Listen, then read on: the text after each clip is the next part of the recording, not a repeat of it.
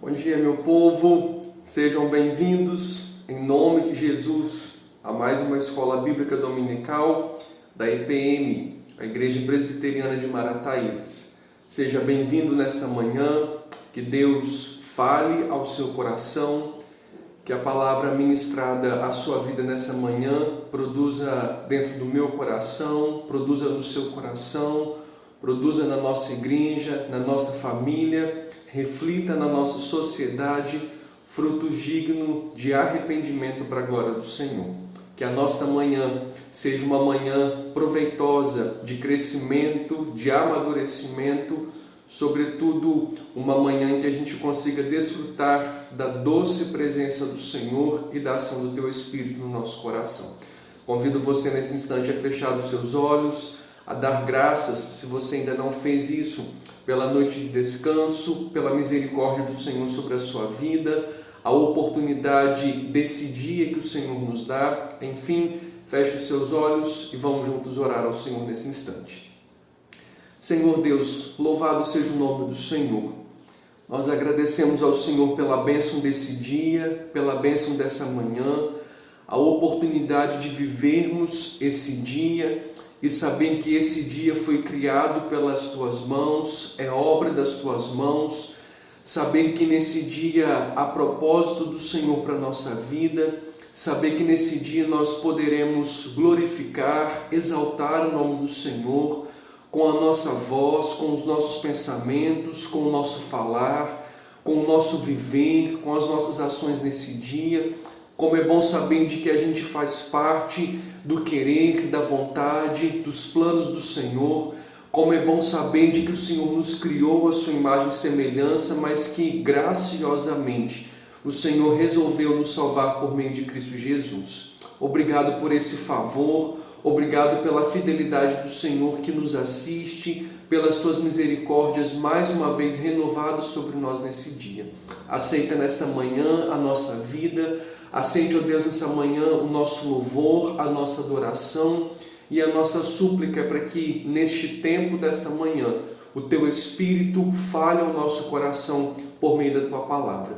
Use a minha vida para abençoar o Teu povo, a Tua igreja, e que o nosso coração esteja sensível, preparado, disposto para ouvir e atender ao Senhor, em nome de Jesus.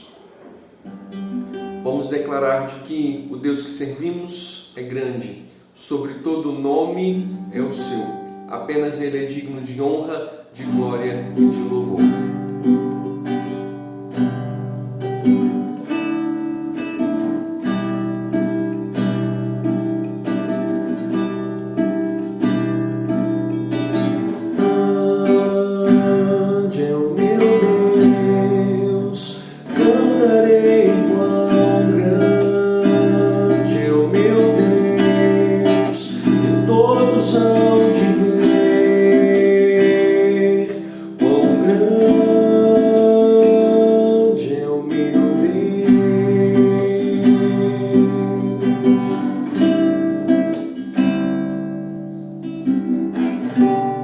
Ele é o Deus grande, Ele é o Deus majestoso, Ele é o Deus formoso.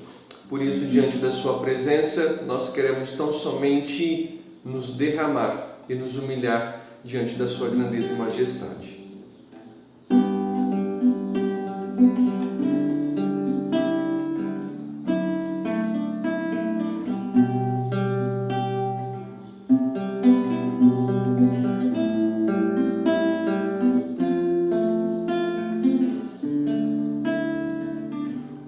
Formoso és, Rei do universo, Tua glória enche a terra e enche os céus. Tua glória enche a terra, Tua glória enche os céus, Tua glória enche minha vida, Senhor. Quão formoso é te contemplar, Senhor.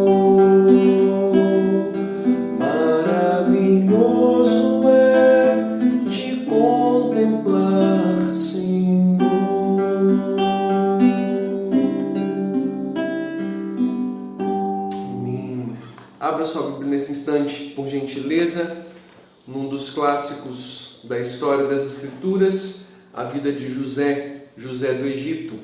Abra sua Bíblia, por gentileza, em Gênesis capítulo 39, embora nós vamos meditar principalmente no capítulo 40.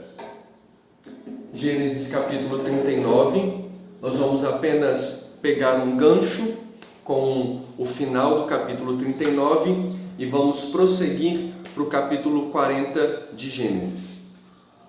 Gênesis 39, nós vamos ler a partir do verso 20 e aí nós vamos encerrar com o capítulo 40. O texto ele é um pouquinho extenso, ele é um pouquinho grande, mas não se preocupe, como a gente tem feito das últimas vezes, nós vamos ir lendo o texto em partes, aos poucos, até mesmo para facilitar a nossa apreensão e o nosso entendimento na palavra do Senhor. Gênesis capítulo 39, nós vamos começar no versículo 20 e aí logo em seguida nós adentramos no capítulo 40. E aí no capítulo 40 de imediato nós vamos até o verso de número 8. Nos diz então assim o texto: E o Senhor de José o tomou e o lançou no cárcere, no lugar onde os presos do rei estavam encarcerados. Ali ficou José na prisão. O Senhor, porém, era com José, e lhe foi benigno, e lhe deu mercê perante o carcereiro, o qual confiou às mãos de José todos os presos que estavam no cárcere. E José fazia tudo quanto se devia fazer ali. E nenhum cuidado tinha um carcereiro de todas as coisas que estavam na mão de José, porquanto o Senhor era com José, e tudo que José fazia, o Senhor prosperava. Passadas estas coisas, aconteceu que o mordomo do rei do Egito e o padeiro ofenderam o seu senhor, o rei do Egito. Indignou-se Faraó contra os seus dois oficiais, o copeiro-chefe e o padeiro-chefe, e mandou detê-los na casa do comandante da guarda, no cárcere onde José estava preso. O comandante da guarda pô-los a cargo de José para que o servisse, e por algum tempo estiveram na prisão. E ambos sonharam, ou seja, tanto o copeiro quanto o padeiro, cada um o seu sonho, na mesma noite. Cada sonho com a sua própria significação, o copeiro e o padeiro do rei do Egito que se achavam encarcerados. Vindo, pois, José pela manhã, viu-os e eis que estavam turbados. Então perguntou aos oficiais de Faraó que com ele estavam no cárcere da casa do seu senhor: Por que tendes hoje triste o seu semblante? Eles responderam: Tivemos um sonho e não há quem os possa interpretar. Disse-lhe José: Porventura, não pertencem a Deus as interpretações? Contai-me o sonho. Nós já oramos, já clamamos pela ação do Espírito, cremos que Deus, nessa manhã, falará ao nosso coração por meio da sua palavra que é viva, eficaz e poderosa. Muito provavelmente você conheça não uma, nem duas, mas talvez um monte de pessoas. Talvez algumas delas até mesmo dentro da sua família, por que não dentro da sua casa, que dizem ser vítima de alguma coisa.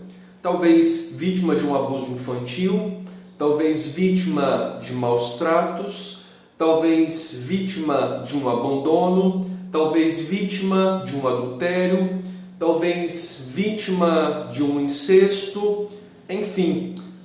No nosso vínculo hoje nós conhecemos inúmeras pessoas que são vítimas, mas nós conhecemos também inúmeras pessoas que se fazem de vítima, que vivem como se fossem vítimas, que vivem refém de situações que aparentemente comprovem ou que aparentemente demonstrem que elas sejam vítimas. Mas na verdade elas estão se vitimizando e na verdade elas não são vítimas de nenhuma circunstância. Você quer uma vítima mais clara e específica do que José? Quando eu digo que existem pessoas que são realmente vítimas e outras que se fazem de vítimas, infelizmente no nosso contexto, existem pessoas que se fazem de vítimas porque elas querem tirar proveito de alguma situação. Existem algumas pessoas que se fazem de vítimas porque algumas pessoas chegarão próximas dela e a tratarão como uma pobre coitada, como alguém digna de pena, de misericórdia, com um olhar um pouquinho mais sensível, com mais doçura, com mais educação, com mais brandura no falar, e aí para tirar proveito de situações, porque não até mesmo para ganhar em algumas situações, acabam se fazendo de vítima, se vitimizando, ou palavra estranha, quando na verdade elas não são vítimas de situação alguma. Nós não vamos questionar nessa manhã quem é vítima ou quem não é. Mas eu quero que você enxergue nesse texto o José, que na verdade era sim vítima de uma calúnia. A mulher de Potifar tentou seduzi-lo. E aí José fortemente resistiu a Satanás, fortemente resistiu à tentação, fortemente resistiu à sedução da mulher de Potifar. Embora José fosse novo, embora José fosse um homem bonito, belo, de porte e de aparência, embora José estivesse na flor da idade, com seus hormônios borbulhando dentro de si, José ele foi resistente, ele resistiu ao diabo, e o diabo fugiu de José. Embora a mulher de Potifar fez calúnias a respeito de José. Quando José sai correndo de diante daquela mulher, as suas vestes se rasgam e a mulher de Potifar, fica em domínio, em posse daquelas vestes. E ao ter as vestes nas mãos, então ela traça uma calúnia. Eis que este mordomo, eis que este hebreu, este homem a quem o meu marido colocou dentro da minha casa, ele tentou me violentar. Por esse motivo, José está na prisão. Injustamente, como vítima de uma calúnia, mas José está na prisão. Desde o início, eu quero que você comece a considerar de que José ele é um tipo de Cristo. Quando nós dissemos que alguém é tipo de Cristo, nós estamos dizendo de que alguém que viveu muitos anos antes de Cristo, pelo estilo de vida, pela maneira do seu caráter, comportamento, ele já aponta para Cristo, ele já reflete a Cristo. Assim como José foi vítima de uma calúnia e silenciosamente, como mudo, como alguém sem poder falar ou como alguém que não quer falar, ele não ficou se justificando. As Escrituras, em Isaías capítulo 53, diz que Jesus também seria caluniado, maltratado, injuriado. Como ovelha muda, ele seria levado perante os seus tosqueadores. Porém, em momento algum, ele abriria a sua boca. Ele permaneceria como ovelha muda diante do tribunal. José é alguém que aponta para Cristo, não simplesmente pelo fato de ter sido caluniado, ou não simplesmente pelo fato de ter sido maltratado, mas porque ele vai sofrer injustamente, ou porque ele vai sofrer inocentemente. O próprio Cristo, ele também não tinha que padecer no madeiro por causa dos seus pecados. Ele foi morto, foi sepultado, foi crucificado, foi maltratado, foi rejeitado, foi zombado, foi escarneado, tão somente por causa dos meus e dos seus pecados. Porque lhe era necessário pagar o escrito de dívida que constava sobre nós, sobre a nossa vida. Por isso, como ovelha muda, ele foi levado ao matadouro. Ele não abria a boca e, como vítima, inocentemente, ele padeceu pelos nossos erros, conforme o plano soberano do Senhor. José está na prisão, mas perceba você, de que mesmo José sendo vítima de uma calúnia, mesmo José estando numa prisão injustamente, mesmo José sendo alguém inocente, perceba você, de que José, ele não dá provas ou ele não traz em si um coração carregado de rebeldia ou de questionamentos ou de confronto com a vontade do Senhor. Talvez você diga assim: ah, pastor, mas porque José certamente ele sabia do que estava por vir. As Escrituras não dizem que José sabia do que Deus estava fazendo. Perceba você que antes mesmo de José saber o que Deus está fazendo, o seu coração se comporta de forma silenciosa, de maneira segura, de maneira confiante de que o seu Deus está no controle e no comando de todas as coisas. No final da história, quando José vai se revelar aos seus irmãos, aí ele diz: não foram vocês que me trouxeram para cá, foi o Senhor. Então as cortinas se abrem e José mostra aos seus irmãos que reconheceu sim perfeitamente de que o Senhor Deus soberanamente conduzia a sua história. Mas até aqui as cortinas estão fechadas. José apenas sabe: o Senhor está comigo. Embora o Senhor estando comigo, José não diz: eu sei o que está por vir, eu sei o que acontecerá no futuro. Perceba você de que José ele caminha seguramente, ele caminha tranquilamente, pela certeza que ele tem: o Senhor está comigo. E aí diz o texto então por duas vezes, no verso 21 e no verso 23, o Senhor era com José. Perceba você que, e aí eu tento abrir os seus olhos, geralmente quando nós sofremos uma calúnia, geralmente quando nós sofremos injustamente, geralmente quando nós sofremos, a tendência que nós temos humanamente é de pensar: onde é que está Deus? Ou cadê a ação soberana do meu Deus? Será que os olhos do Senhor estão vendados e fechados? Será que o Senhor não tem visto o meu sofrimento? Será que o Senhor não tem enxergado a situação tão caótica, adversa, conflitante, aflita e angustiosa que eu estou vivendo? Mas perceba você de que até na masmorra da vida, como a prisão de José, nos lugares mais fundos, mais sombrios da nossa vida, enxergue, aceite e receba isso no seu coração. Nós nunca estamos sozinhos. O Senhor está conosco. A grande diferença que eu faço de alguém que é vítima para alguém que fica se fazendo de vítima é porque aquele que fica se fazendo de vítima, ele fica choramingando a vida inteira, reclamando a vida inteira, ou enxergando tudo às vezes muito truncado, errado a vida inteira.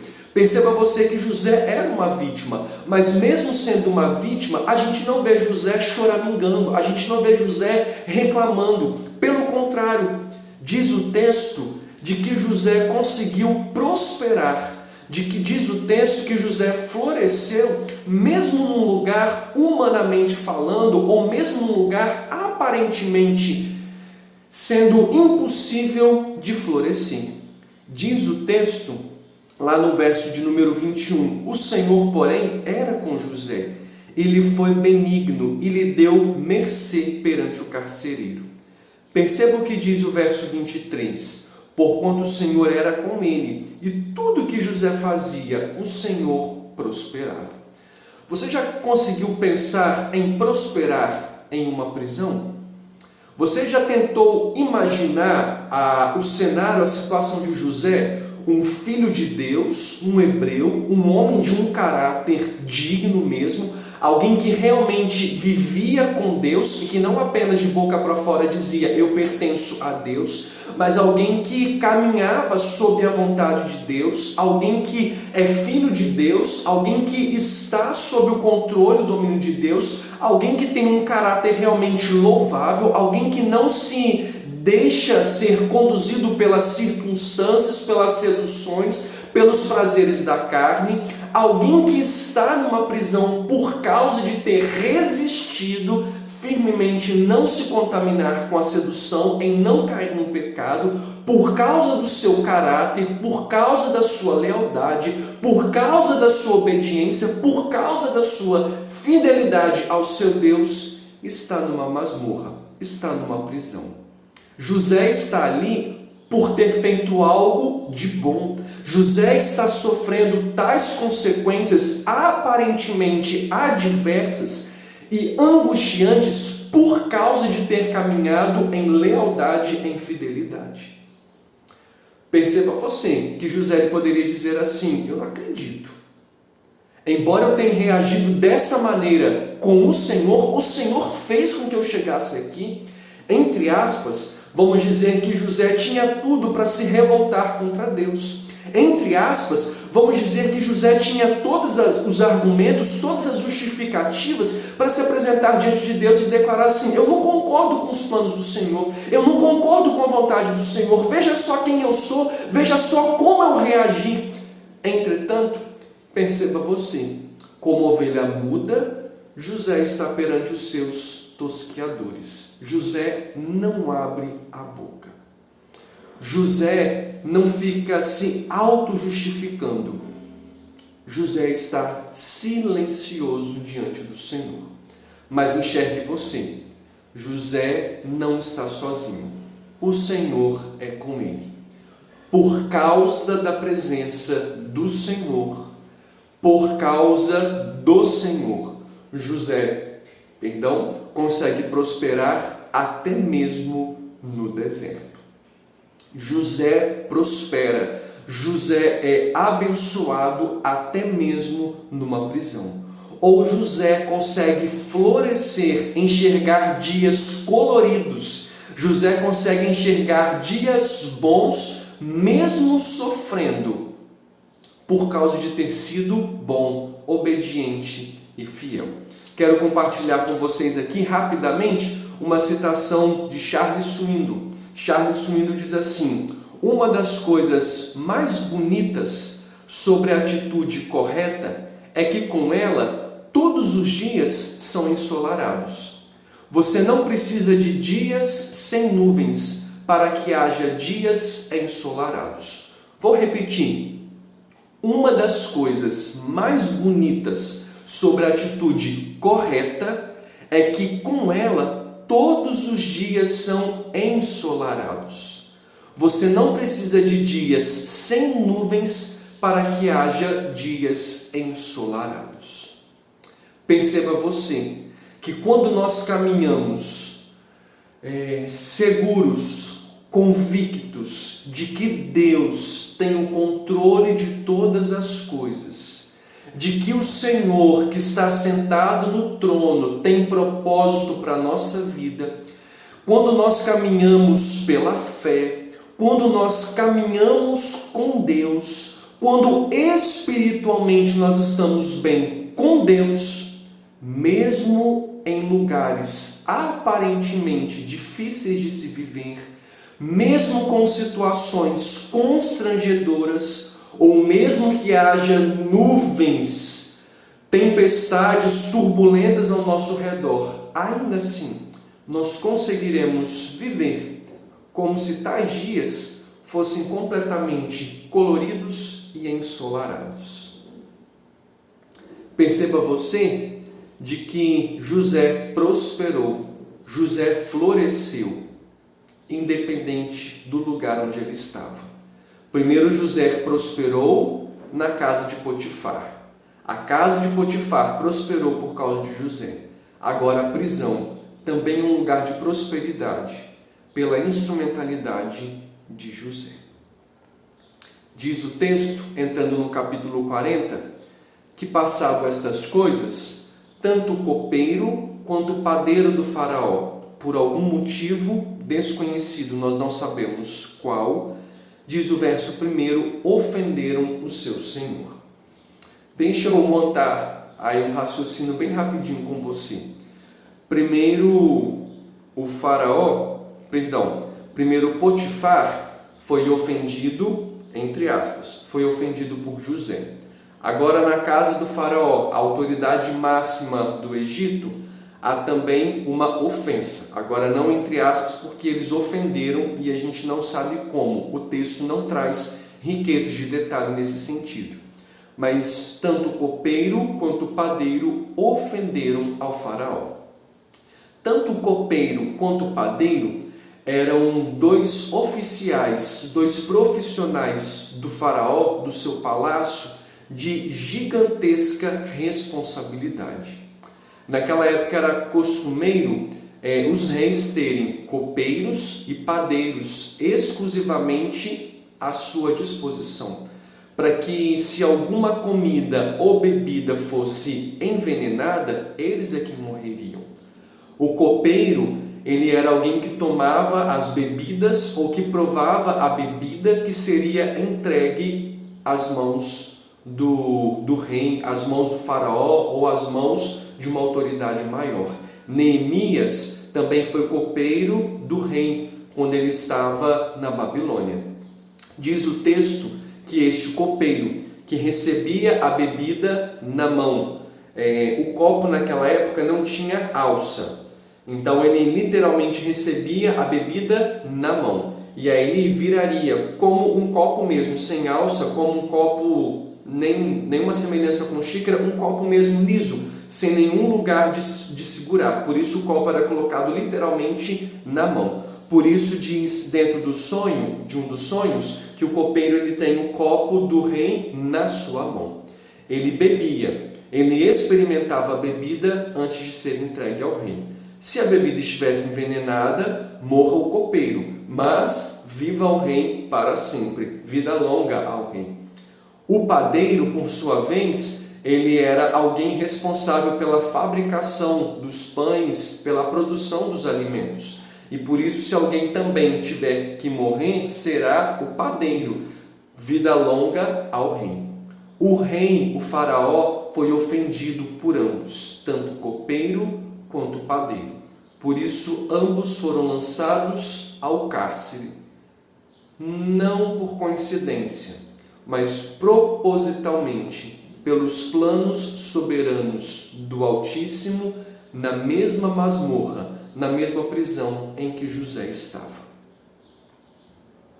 Veja comigo o verso de número 5 e o verso 6 de Gênesis 40. Ambos sonharam, padeiro e copeiro, cada um seu sonho na mesma noite, cada sonho com sua própria significação, o copeiro e o padeiro do rei do Egito, que se achavam encarcerados. Vindo José pela manhã, viu-os, e eis que estavam turbados. José estava agora servindo tais presos. Ele foi um dos encarregados a trabalhar, porque ele achou mercê diante do carcereiro. Ele prosperou na prisão e agora ele está servindo aos demais presos. Perceba você, alguém que está injustamente, inocentemente, como vítima numa masmorra. Ele passa por esses dois presos, o copeiro e o padeiro, e viu-os, e eis que estavam turbados.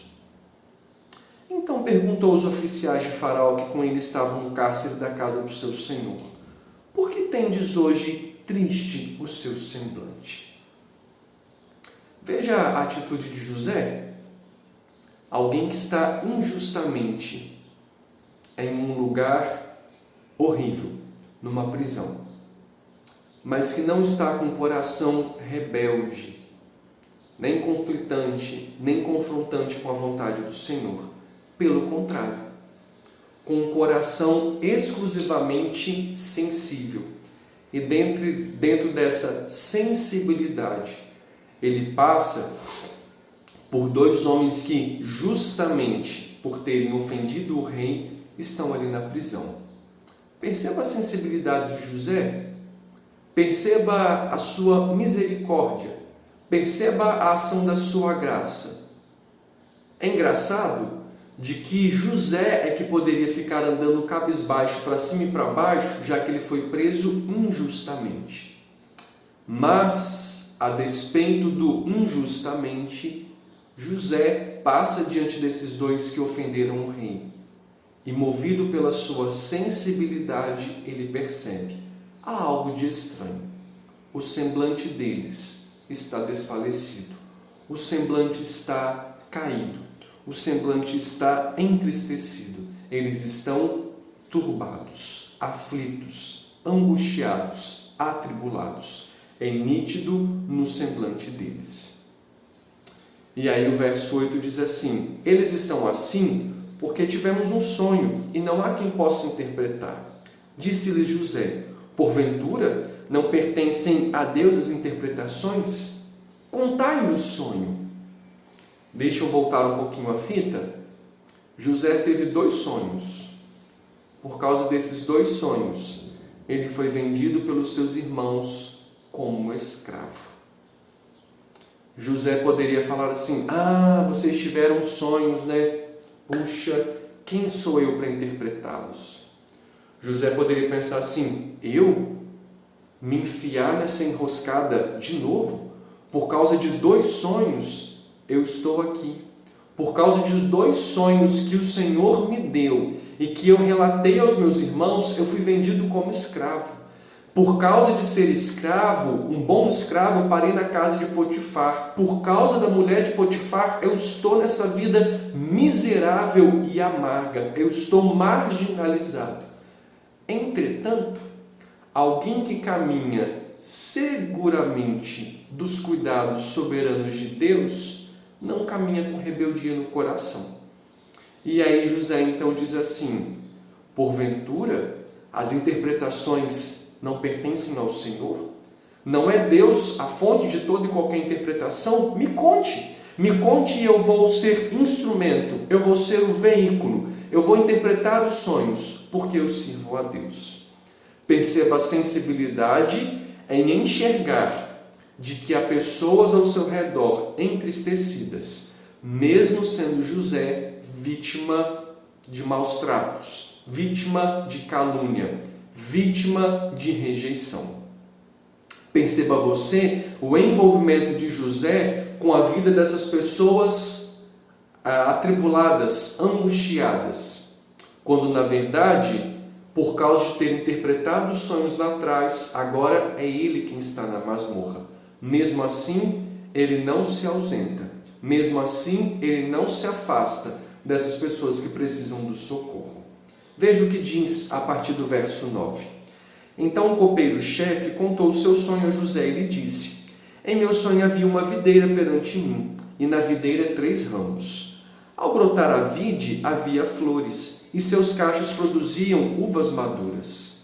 O copo de Faraó estava na minha mão. Tomei as uvas e as espremi no copo de Faraó, e o dei na própria mão de Faraó. Então lhe disse José: esta é a sua interpretação. Os 3 ramos são 3 dias. Dentro ainda de 3 dias, Faraó te reabilitará e te reintegrará no teu cargo, e tu lhe darás o copo na própria mão dele, segundo o costume antigo, quando lhe eras copeiro. Porém, lembra-te de mim quando tudo te correr bem, e rogo-te que sejas bondoso para comigo, e faças menção de mim a Faraó, e me faças sair desta casa, porque de fato fui roubado da terra dos hebreus, e aqui nada fiz para que me pusessem nessa masmorra.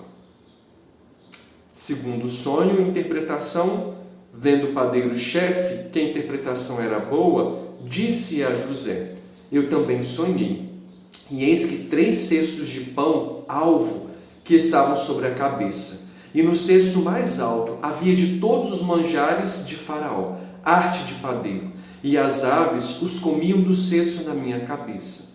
Então lhe disse José: a interpretação é esta: os 3 cestos são 3 dias. Dentro ainda de 3 dias, Faraó te tirará fora a cabeça e te pendurará no madeiro, e as aves te comerão as carnes. No 3º dia, que era aniversário de nascimento de Faraó, deu este um banquete a todos os seus servos, e no meio destes reabilitou o copeiro-chefe e condenou o padeiro-chefe. Ao copeiro-chefe reintegrou no seu cargo, no qual dava o copo na mão de Faraó, mas ao padeiro-chefe enforcou, como José havia interpretado. Os sonhos sonhados numa mesma noite, como diz o verso de número 5, com significação própria e com futuros com realidades diferentes. O copeiro, ao passo de 3 dias, seria reintegrado à sua profissão de copeiro. A ele, então, José disse: fale de mim ao faraó, pois eu fui roubado da terra dos hebreus, e eu estou aqui injustamente. Eu não fiz nada disso. Quando o padeiro viu que a notícia do copeiro era algo boa, o seu coração se encheu de expectativas de esperança. Então ele pensou consigo: por que não compartilhar? Só que a realidade do seu sonho era algo completamente diferente. No dia do aniversário do faraó, o copeiro seria libertado. Em tempos de festa de aniversário, era costumeiro se libertar alguém e matar alguém. Lembra-se de Pilatos? Quando próximo da Páscoa, era dia de libertar alguém, mas era dia também de condenar alguém. E aí Pilatos disse: diga-me vocês, a quem eu devo libertar? E o povo respondeu: liberte Barrabás, crucifique Cristo. Faraó faria aniversário nos próximos 3 primeiros dias. O copeiro foi libertado. O padeiro foi enforcado. Alguém foi livre e alguém foi condenado. O copeiro voltou ao seu trabalho. Numa festa, o copeiro seria importantíssimo para provar as bebidas. E talvez você diga: e o padeiro? O padeiro não seria também? Sim, o padeiro também seria. Mas nessa situação não temos tantos detalhes. Provavelmente alguém foi encarregado de preparar as comidas na ausência do padeiro. Mas o que eu quero chamar a sua atenção é que no verso 15, José lhe disse assim, verso 14: porém, lembra-te de mim quando tudo te correr bem. Verso 23 do capítulo 40 encerra dizendo assim: o copeiro-chefe, todavia, não se lembrou de José, porém dele se esqueceu. Vou repetir. O copeiro-chefe, todavia, não se lembrou de José, porém dele se esqueceu. E aí talvez você diga assim: desgraçado, hein? Alguém que foi abençoado, mas que não se lembrou do seu companheiro de cela, do seu chefe de cela. O padeiro morto, enforcado, destruído. O copeiro que foi beneficiado por José, mas que agora se esquece de José. Talvez o coração de José, humanamente falando, como o seu e o seu coração também faria isso, se encheu de expectativa. Nos próximos 3 dias, o copeiro subirá e o copeiro vai falar a meu respeito ao faraó. Eu vou ser liberto. O coração de qualquer ser humano se encheria de esperanças e de grandes expectativas.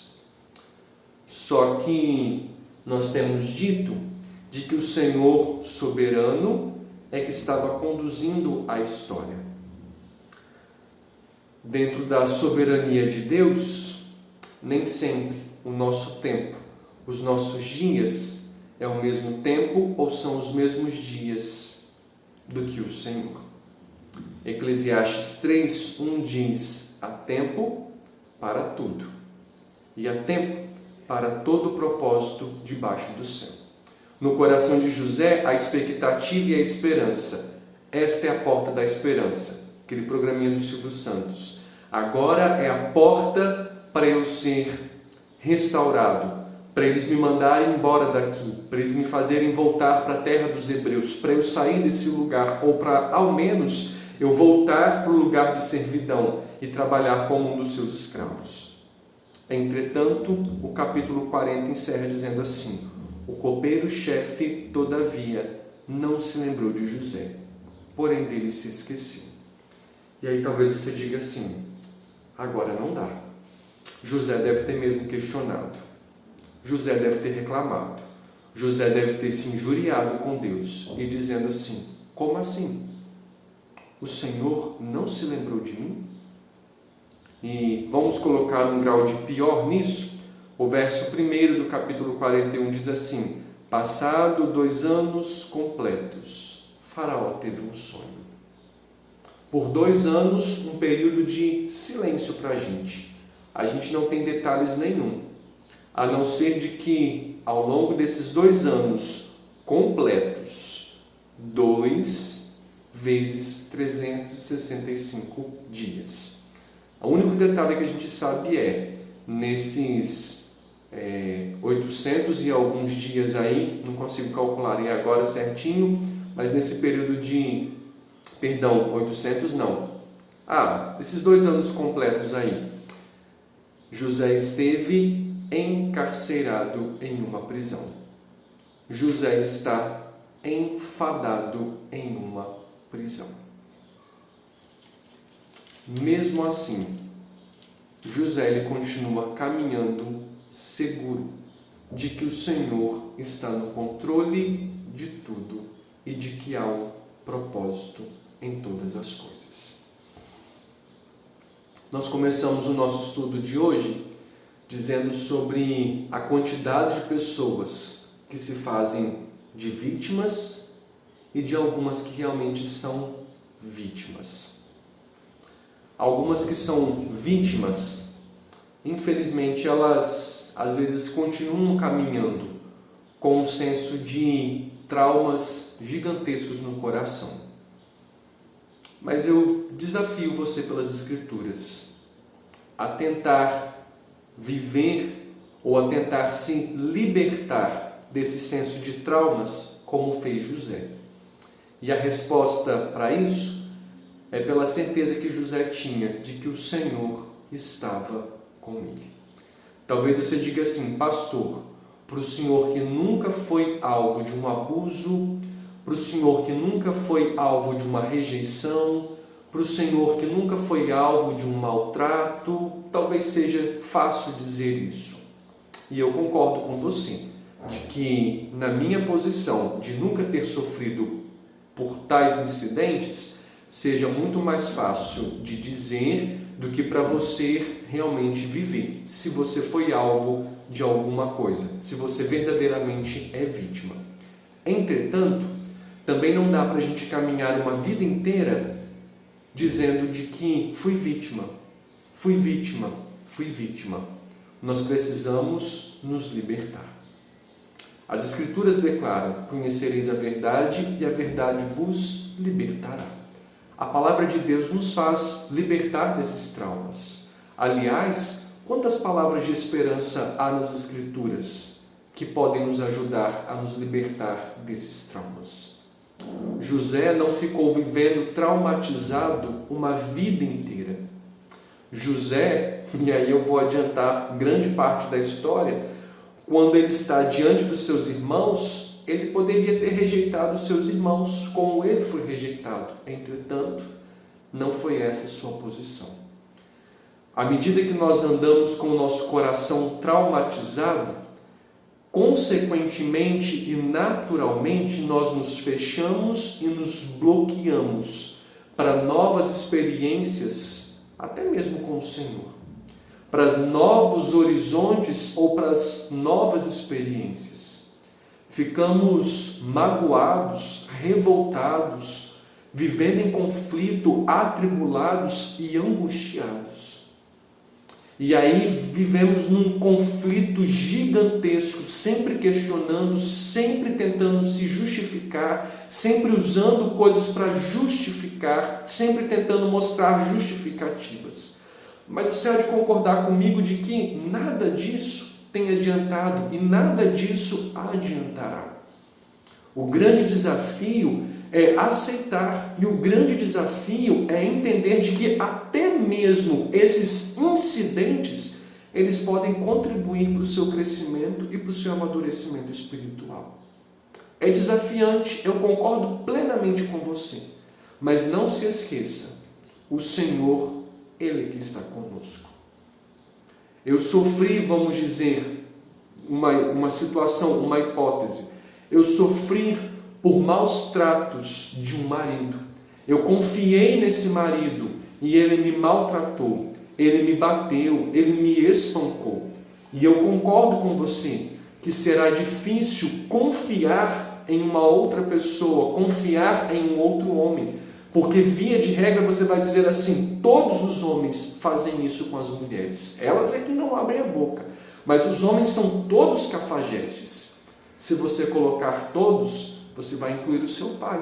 Se você colocar todos, você vai incluir, se você tem, os seus irmãos. Isso não vai ser a solução. Isso não trará paz, isso não trará cura sobre o seu coração. O nosso grande desafio, quer sejamos vítimas ou não, é sempre entender de que algumas coisas na nossa vida acontecem e que aparentemente elas aconteceram e podem ser incidentes ou acidentes que aconteceram ao longo da história. Dentro da perspectiva humana pode até ser, mas soberanamente para aquele que conduz todas as coisas, ele conduz a nossa vida até mesmo com esses dias mais difíceis. E perceba você, de que José, mesmo tendo motivos de sobra para viver amargurado, ele conseguiu viver em dias belíssimos, até mesmo numa prisão, até mesmo quando de novo fosse esquecido ou rejeitado pelo copeiro, por um amigo de cela. O nosso grande desafio é se encaminhar pela fé. O nosso grande desafio é sim aceitar, entender e nos colocar mesmo diante do Senhor de que Deus tem plano para todas as coisas. Ele tem um propósito para todas as coisas. José, ele foi vítima de calúnia, ele foi vítima de rejeição, ele foi vítima de maus tratos, ele foi vítima, mas ainda assim, ele não ficou se fazendo de vítima ou se escondendo atrás de ter sido vítima de algumas situações. A vida de José continuou prosperando e florescendo, porque ele se colocou diante do Senhor. Este é um grande desafio para nós. O Deus que servimos é o Deus que cura os nossos traumas. O Deus que servimos é o Deus que cura as nossas rejeições. Você pode ter sido rejeitado pelos seus pais, mas veja a promessa de Isaías: ainda que uma mãe se esqueça do filho a quem ele amamenta, olha o que o Senhor Deus diz: todavia não me esquecerei de ti, eis que eu tenho o nome de vocês gravado na palma das minhas mãos. Há um trauma, há uma rejeição, mas há uma solução de cura para esse trauma: a palavra de Deus, que é viva, eficaz e poderosa. Consegue enxergar? As Escrituras declaram de que eis que estou com vocês todos os dias, até a consumação dos séculos. Ele é quem enxuga dos nossos olhos toda lágrima. Isso lá na eternidade, mas aqui na terra, bem-aventurados que choram, porque serão consolados. Nesta manhã, no meu ponto de vista, dentro desse texto, grandes desafios para nós enfrentarmos e para nós experimentarmos. Para mim, o maior deles continua sendo entender, ou mesmo não entendendo, aceitar de que o Senhor é soberano e de que há propósito, de que todas as coisas, sim, contribuem para o bem daqueles que amam a Deus. Não entenda simplesmente de que José, ele foi próspero e bem-sucedido apenas porque o Senhor estava com ele. José também estava com o Senhor. E uma das provas disso é que o seu coração não se mantém rebelde ou questionador ou murmurador diante dos feitos de Deus. Às vezes a gente até tem a companhia do Senhor, mas questionamos tanto, reclamamos tanto, murmuramos tanto, indagamos tanto. Ainda assim, o Senhor está conosco. Feche os seus olhos nessa manhã e, se você é vítima de alguma coisa, se há traumas no seu coração, leve-os perante o Senhor, apresente diante de Deus, fale com o Senhor: Deus, esses traumas me deixam sem paz. Os traumas do passado, as enfermidades, as lutas, os problemas que eu já enfrentei têm gerado tantos traumas, tantos dias difíceis, tantos dias entristecidos, conturbados e atribulados no meu coração. Deus, eu preciso de paz. Corra até Deus. Venham a mim os que estão cansados e sobrecarregados, e eu vos aliviarei. A nossa solução continua no Senhor. Feche os seus olhos. Senhor, em nome de Jesus, como é bom ler a palavra do Senhor e receber o alimento para o nosso coração. Em nome de Jesus, ajuda-nos a acreditar de que o Senhor está no controle de todas as coisas e a nos submeter a esse controle soberano do Senhor. Nessa manhã nós também oramos em favor daqueles que verdadeiramente têm traumas e que sofreram no passado por algum motivo, seja qual for. Nós queremos mesmo, Deus, confiar a vida desses irmãos e esses traumas aos cuidados do Senhor. Mas nós também queremos clamar ao Senhor: traz libertação sobre esses traumas, sobre esses corações para a glória do Senhor. Aquilo que tem roubado a paz, a alegria, aquilo que tem vindo como um constante no pensamento, nós pedimos ao Senhor: tenha misericórdia no nome de Jesus e cure para a glória do Senhor. Que o teu Espírito ministre a palavra ao coração deles para a glória do Senhor. Em nome de Jesus. Amém e amém. Chegamos ao final. Deus abençoe a sua vida com graça, com misericórdia, e sobre aqueles que precisam ser restaurados por alguma situação difícil, leve ao cuidado do Senhor, porque Ele tem cuidado de nós. Um domingo abençoado, ditoso, agraciado diante da presença do Senhor. Não fuja daí da frente da sua telinha, porque às 10h30 nós temos a Escola Bíblica Dominical Infantil. Junte os seus filhos, os seus sobrinhos, junte os seus netos, se assentem juntos, estudem a palavra e cresçam juntos para a glória do Senhor. À noite estaremos juntos no nosso culto presencial ou pela transmissão. Deus te abençoe, um bom domingo em Cristo Jesus.